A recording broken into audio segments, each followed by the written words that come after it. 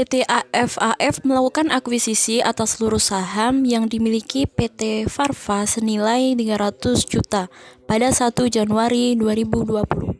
Ketika nilai buku ekuitas PT Farva sama dengan nilai wajarnya yakni 300 juta. PT AFAF menggunakan metode ekuitas untuk mencatat investasinya. Neraca saldo PT AFAF dan PT Farva per 31 Desember 2020 adalah sebagai berikut. Nah, dari akun yang pertama ada akun kas. PT AFAF di sisi debit senilai 130 juta dan PT Farva di posisi debit senilai 80 juta. Selanjutnya ada akun piutang.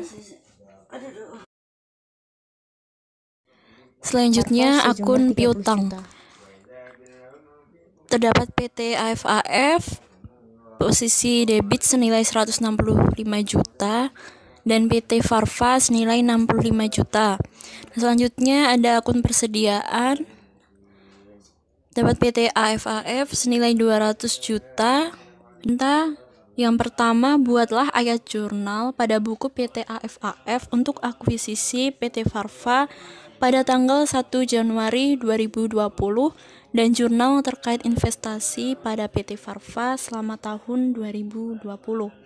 Dan yang kedua, buatlah ayat jurnal terkait investasi pada PT Farva selama tahun 2020. Dan yang ketiga, siapkan dan selesaikan kertas kerja konsolidasian untuk tahun 2020 dan 2021. Dan ada akun bank dan peralatan. Terdapat PT AFAF senilai 700 juta dan PT Farva senilai 200, posisi debit senilai 200 juta. Dan selanjutnya beban pokok penjualan. Terdapat PT AFAF senilai 200 juta dan PT Farva senilai 125 juta. Selanjutnya beban penyusutan PT AFAF senilai 50 juta dan PT Farva senilai 10 juta. Beban administrasi dan penjualan PT AFAF senilai 50 juta dan PT Farva senilai 10 juta. Dan selanjutnya akun beban administrasi dan penjualan PT AFAF posisi debit senilai 225 juta dan PT Farva senilai 40 juta. Dan selanjutnya ada akun dividen atau pembagian saham PT AFAF senilai posisi debit senilai 100 juta dan PT Farva senilai 20 juta. Dan selanjutnya ada akumulasi penyusutan. Dapat di posisi kredit senilai 450 juta, PT Farva posisi kredit juga senilai 20 juta. Utang usaha posisi kredit senilai 75 juta. PT Farva juga senilai 60 juta. Yang utang obligasi PT AFAF senilai 200 juta, PT Farva senilai 85 juta. Yang saham biasa, tahap yang kedua terdapat membuat jurnal terkait investasi pada PT Farva selama tahun 2020. 500 juta. Jadi mencatat laba neto PT Farva tahun 2020. Selanjutnya ada saham biasa. Nah, mencatat laba neto jadi AFAF senilai posisi kredit senilai laporan 500 laba rugi juta yang berisikan dan PT Farva senilai 200 juta 75 juta. Selanjutnya saldo pada laba PT Farva posisi debit senilai 75 juta. Dan juga bagian laba dari PT Farva senilai 75 juta pada PT AFF. Nah, itu diisi pada akun posisi debit investasi pada PT Farva senilai 75 juta dan pada posisi kredit pembagian saham. Nah, pembagian saham menerima jadi kasnya bertambah. Jadi posisi debit diisi akun kas senilai 20 juta terdapat dari investasi pada PT Farva senilai 20 juta. Terdapat pada jurnal yang terkait investasi pada PT Farva selama 2021. Yang pertama, untuk mengakui laba neto pada PT Farva tahun 2021, di debit ada investasi pada PT Farva sebesar 85 juta, di kredit ada bagian laba dari PT Farva sebesar 85 juta. Yang kedua, untuk mencatat penerimaan dividen dari PT Farva tahun 2021, di debit ada kas sejumlah 30 juta, di kredit ada investasi pada PT Farva sejumlah 30 juta. Perhitungan nilai buku tahun 2021 setelah akuisisi PT AFAF. Yang pertama ada nilai buku sebesar 355 juta didapat dari penjumlahan saham biasa dan saldo laba sebesar 200 juta ditambah 155 juta. Yang kedua ada laba neto 80 juta. Yang ketiga ada dividen sebesar 30 juta. Selanjutnya ada nilai buku akhir 355 juta ditambah 80 juta akan menghasilkan 405 juta. Saham biasa sebesar 200 juta dan saldo laba sebesar 205 juta. Hasil perhitungan dari nilai buku pada tahun 2021 mengeliminasi ekuitas dan investasi di perusahaan anak untuk tahun 2021 menghasilkan jurnal. Yang pertama ada saham biasa di debit sebesar 200 juta, saldo laba di debit sebesar 155 juta. Selanjutnya ada bagian laba dari PT Farva di debit sebesar 80 juta dan dividen di kredit sebesar 30 juta dan investasi dari PT Farva di kredit sebesar 405 juta.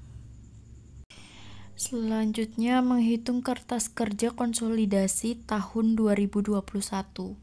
Di sini yang pertama kita akan menyiapkan 5 kolom yang terdiri dari yang pertama ada keterangan atau akun laporan laba rugi, yang kedua ada PT AFAF, yang ketiga ada PT Farva, yang keempat ada jurnal eliminasi yang terdiri dari debit dan kredit, dan yang terakhir ada konsolidasian. Yang pertama kita akan menghitung laporan laba rugi. Yang pertama ada penjualan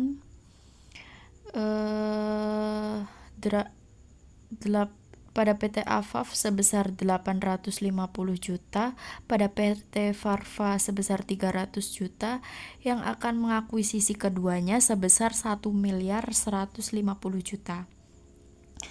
Yang kedua ada beban pokok penjualan di PT AFAF sebesar 270 juta, pada PT Farva sebesar 150 juta, yang akan mengakuisisi keduanya sebesar 420 juta.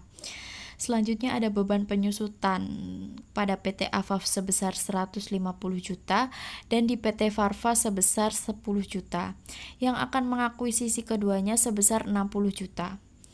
Selanjutnya ada beban lainnya pada PT AFAF sebesar 230 juta dan PT Farva sebesar 60 juta yang akan mengakuisisi keduanya sebesar 290 juta.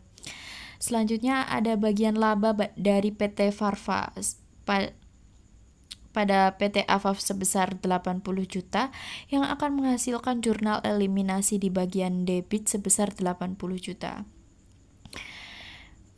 Selanjutnya akan menghasilkan laba rugi neto pada PT AFAF sebesar 380 juta, pada PT Farva akan menghasilkan 80 juta, dan di bagian jurnal eliminasi di bagian debit sebesar 80 juta dan konsolidasian sebesar 380 juta.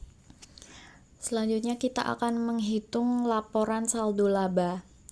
Yang pertama ada saldo laba awal pada PT AFAF sebesar 525 juta, pada PT AFAF sebesar 155 juta, yang akan menghasilkan jurnal eliminasi di bagian debit sebesar 155 juta, yang akan mengakuisisi keduanya sebesar 525 juta.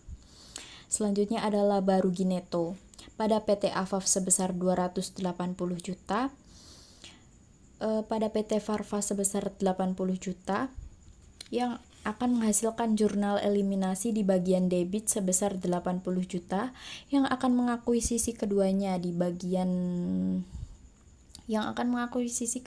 sebesar 380 juta. Selanjutnya ada dividen. Pada PT Afaf dikredit sebesar 225 juta, pada PT Farva dikredit sebesar 30 juta, yang akan menghasilkan jurnal eliminasi di bagian kredit sebesar 30 juta, yang akan mengakuisisi keduanya sejumlah 225 juta. Ini akan menghasilkan saldo laba akhir pada PT Afaf sebesar 680 juta, pada PT Farva sebesar 205 juta, di jurnal eliminasi di bagian debit sebesar 235 juta, dan di bagian kredit sebesar 30 juta. Dan di konsolidasian akan menghasilkan sejumlah 680 juta rupiah. Selanjutnya ada laporan posisi keuangan. Yang pertama ada kas pada PT Afaf sebesar 230 juta, pada PT Farva sebesar 75 juta, yang akan mengakuisisi keduanya sebesar 305 juta. Di bagian piutang pada PT Afaf sebesar 190 juta dan di PT Farva sebesar 80 juta, yang akan mengakuisisi keduanya sebesar 270 juta. Selanjutnya ada persediaan pada PT Afaf sebesar 180 juta, pada PT Farva sebesar 100 juta, yang akan mengakuisisi keduanya sebesar 280 juta. Selanjutnya ada investasi di PT Farva sebesar di PT Afaf sebesar 450 juta, yang akan menghasilkan jurnal eliminasi di bagian kredit sebesar 405 juta. Selanjutnya ada tanah pada PT Afaf sebesar 200 juta, pada PT Farva sebesar 100 juta, yang akan mengakuisisi keduanya sebesar 300 juta.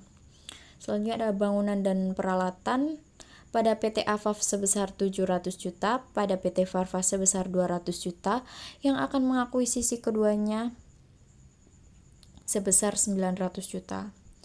Selanjutnya ada yang terakhir akumulasi penyusutan pada PT Afaf sebesar 500 juta dan di PT Farva sebesar 30 juta, yang akan mengakuisisi keduanya sebesar 530 juta. Ini akan menghasilkan total aset pada PT Afaf sebesar 1.405 juta, pada PT Farva 525 juta, jurnal eliminasi di bagian kredit sebesar 405 juta, dan konsolidasian sebesar 1.525 juta. Dan yang terakhir kita akan menghitung laporan liabilitas. Yang pertama ada utang usaha pada PT Afaf sebesar 75 juta, pada PT Farva sebesar 35 juta, yang akan mengakuisisi keduanya sebesar 110 juta. Yang kedua ada utang obligasi pada PT Afaf sebesar 150 juta, pada PT Farva sebesar 85 juta, yang akan mengakuisisi keduanya sebesar 235 juta. Selanjutnya ada saham pada PT Afaf sebesar 500 juta, pada PT Farva sebesar 200 juta, yang akan menghasilkan jurnal eliminasi di bagian debit sebesar 200 juta dan akan mengakuisisi keduanya sebesar 500 juta. Selanjutnya ada saldo laba pada PT Afaf sebesar 680 juta, pada PT Farva sebesar 205 juta, yang akan menghasilkan jurnal eliminasi di bagian debit sejumlah 235 juta dan di bagian kredit sebesar 20 juta, yang akan mengakuisisi keduanya sebesar 680 juta. Ini akan menghasilkan total liabilitas dan ekuitas pada PT Afaf sebesar 1.405 juta, pada PT Afaf 525 juta, jurnal eliminasi di bagian debit sebesar 435 juta, dan di bagian kredit sebesar 20 juta, dan konsolidasian totalnya 1 miliar 525 juta.